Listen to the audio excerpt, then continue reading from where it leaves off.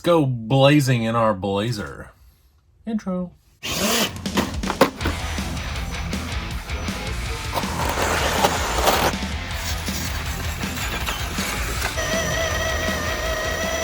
All right, my dudes and dudettes. So this is the Class 0 Blazer. I did do a few things off camera to it about a week ago, right before I got those bodies that you just saw in the Mailbox Monday. Obviously, it's not yellow anymore. I took one of the bodies and I repainted it. I thought the black and silver was cool with the crew cab. It's not what I want for the crew cab, but I thought it was a cool concept as far as color scheme. One of the guys that I used to hang out with a lot, actually, his dad has a 73, I think, 74 square body that he's owned forever. If he didn't buy it new, he bought it like a year or two old, and it's actually black and silver. Super nice, two-wheel drive, long bed, standard cab. Super clean. It was always in his garage, covered up and everything. I haven't talked to him about that stuff in a while. We don't really hang out anymore, but that's kind of one of the things that stuck out. So anyway, this is it. And I just repainted it. I did get some 3D printed body mounts from Jordan. So now he printed, oh, this hood's not attached, by the way. There we go. He printed some body mounts. You can see them here. So we got there, and then that's where everything sits now.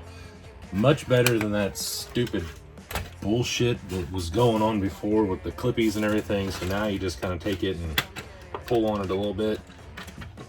Yeah, this one's really tight, not like your mom. There, so now you can kind of see where everything sits. I had to move some of this stuff around because the seats have an open area, but they're kind of far forward for the footwell, so you have to jam everything back real far.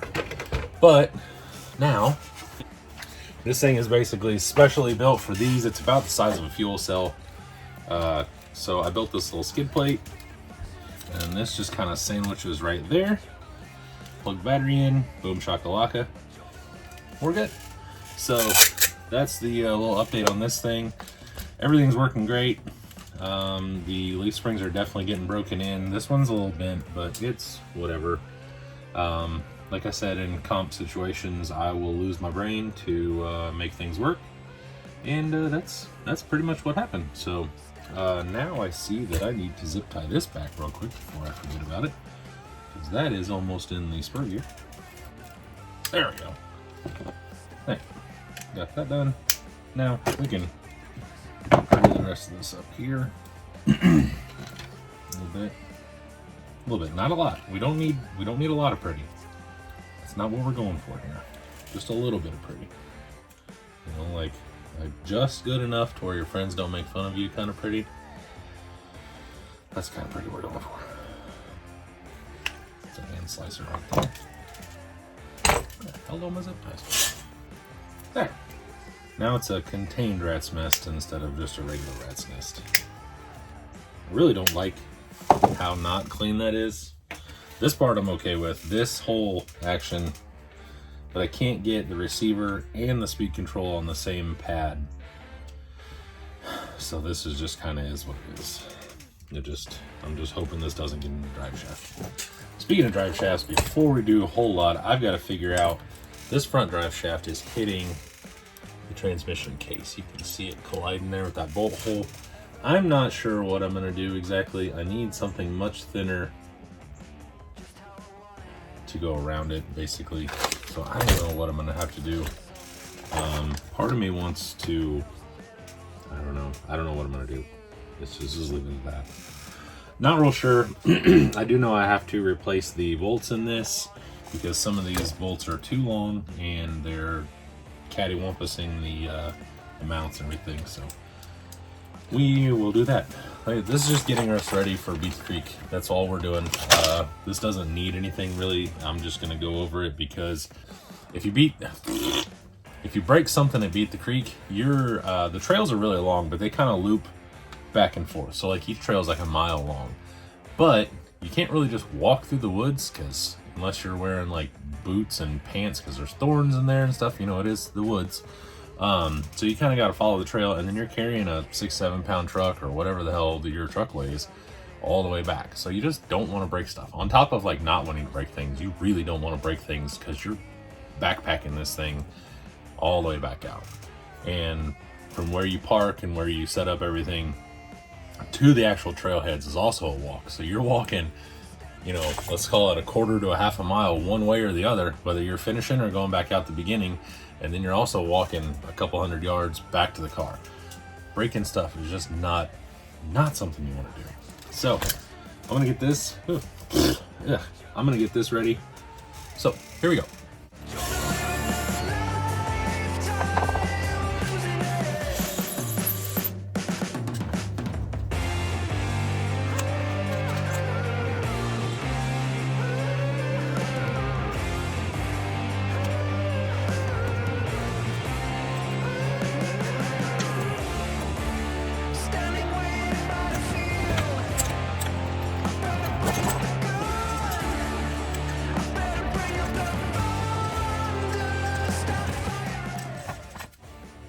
All right, change of plan. So here's what I'm gonna do.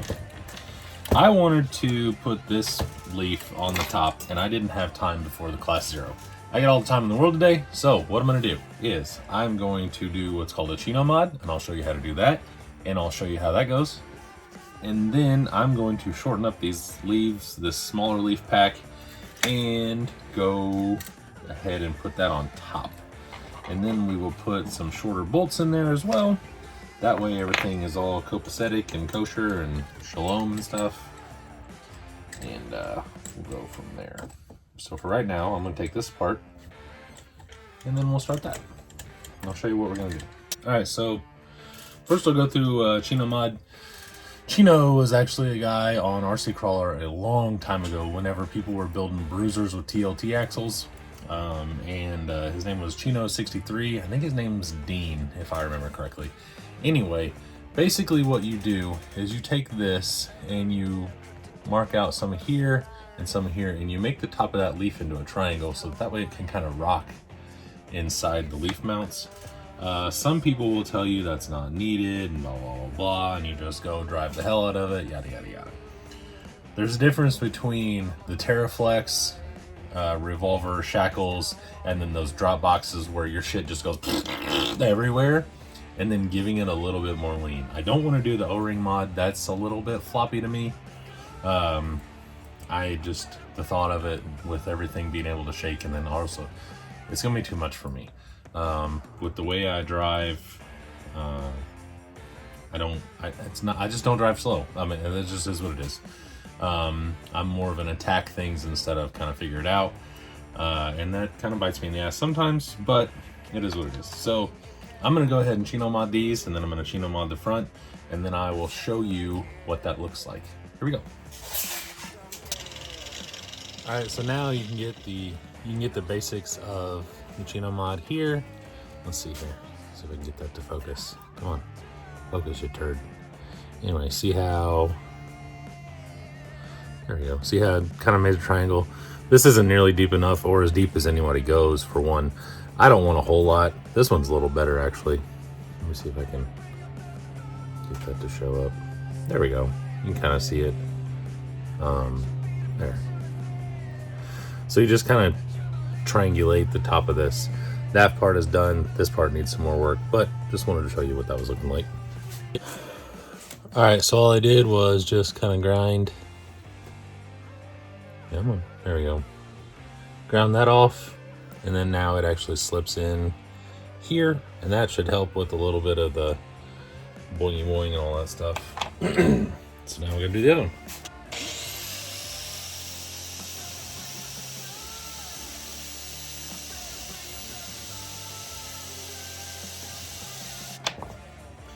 There we go. So I got both of those done. They're both chino modded. And then we can go from there. God. I had some other ideas, but I can't really do them right now. I really want a 3/4 elliptical this thing, which is basically, if you don't know where that is, you take it and imagine this spring is cut in half. You put a shackle back here. So this connects to the original mount. This connects to a shackle. This side connects to a shackle. And then, like I said, this one's cut in half, and then you bolt this to the frame. So you pretty much have what looks like this, really. So you've got like a spring like here, and then these two are connected, so they kind of do a lot more.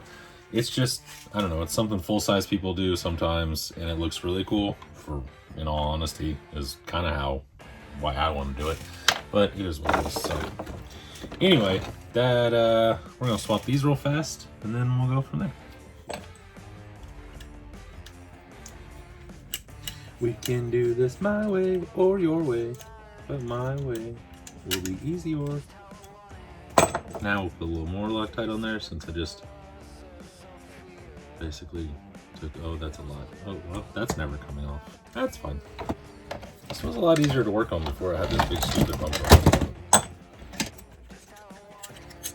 There we go. Now we're cooking with some chicken grease.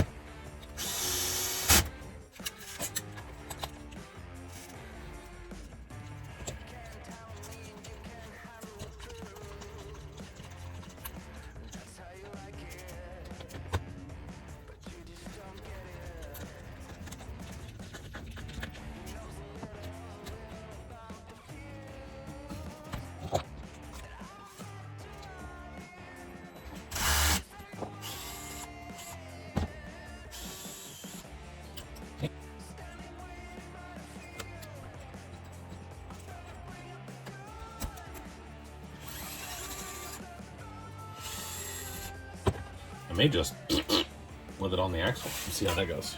That was a lot easier by doing it that way. So now I'll take it apart, grind down the secondary springs, the helper spring, however you want to call it. Go from there. I know it's not going to lower it a lot, but man, any little bit helps. This thing is so tall. Because once you add these, so basically what you've done is you add a lift block whenever you do this. And it lifted it, that's, depends on how you look at it, but I mean, 1/8 of an inch plus whatever this is kind of thin, but still, 1/8 of an inch in, 10 scale is a lot. So, hopefully that'll bring it down. It's visually, you can see it. Let's put it that way. You could visually tell how much taller it was whenever I swapped over to the 10.2s in these mounts. So until we figure out a different way of doing it, it is what it is. I could always go spring under, but then that seems to have a whole bunch of other problems. Plus these tires are a little tall to be doing spring under. So I don't know, but I'm gonna grind these down and do it from there.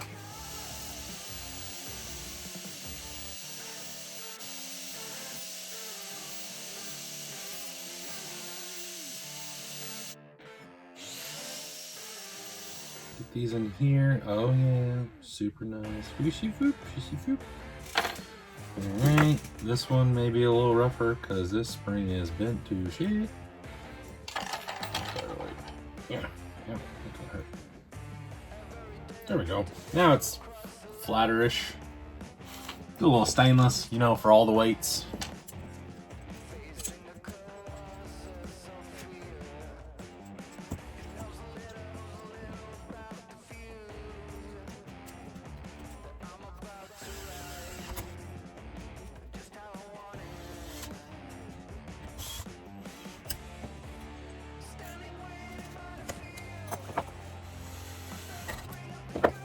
Okay, got it, I wouldn't say figured out, but I got it better. So basically, I tried all the drive shafts, that wouldn't work. I was gonna cut one down, which may still work, but it won't work for now because I just don't have all the parts. And in all honesty, Beat the Creek is only in 3 weeks. So by the time I figure out a drive shaft, get it here, I'll be in a crunch. So this works for now. I may try to get something else. If I can get some of those little China shafts, or find something else, I may do it. But for now, here's what I did. So basically, you can kind of see, I put the short side on that axle side, and then I epoxied the splined part to the actual short female part. And then I have that going into another female going into the transfer case. Then I ground down that bolt boss that you can kind of see. I ground it down until I saw the screw, and then I stopped. It still hits, but it's definitely a lot better. I can't go too much farther or else that hole is basically just going to disappear. I'm not 100% sure exactly how strong some of this stuff is. I've always heard that RC four-wheel drive transmissions are not exactly the strongest thing, so I assume that it needs that clamping power. So this is where we're at for now.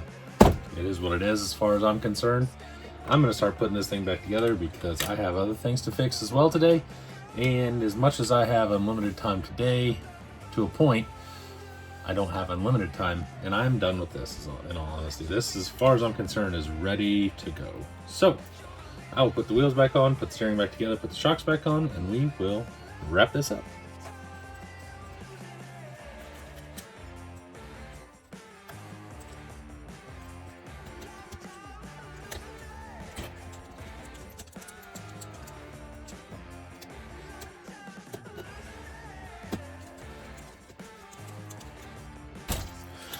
All right, all back together. The front has a lot of droop, which I kind of like. I don't want a whole lot of compression. Plus, I want it as low as it'll go anyway to begin with. The rear I wish would be a little lower, but it just is not. So it just kind of is what it is. I can't do much about it. Yeah, so we'll put this back on.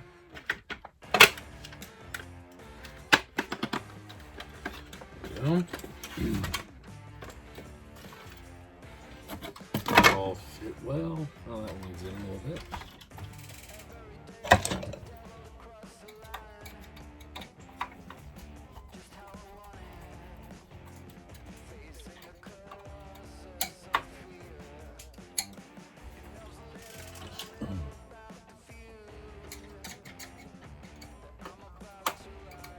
There we go. Alright, probably gonna epoxy that hood back on just with some, I don't know, 6,000 or something, but anyway, all back together, at least for now. That'll at least work, and I can get it to beat the creek. I still got to put these little turn signals and stuff back on, but I don't really think you give a damn to watch that. And plus I can't get half of them on again anyway, so that is all for the day. You know what to be doing. Patreon, Facebook, Instagram, all that jazz. Subscribe, ring the bell, like it, comment, all that. I will see you later. I appreciate you watching. See ya!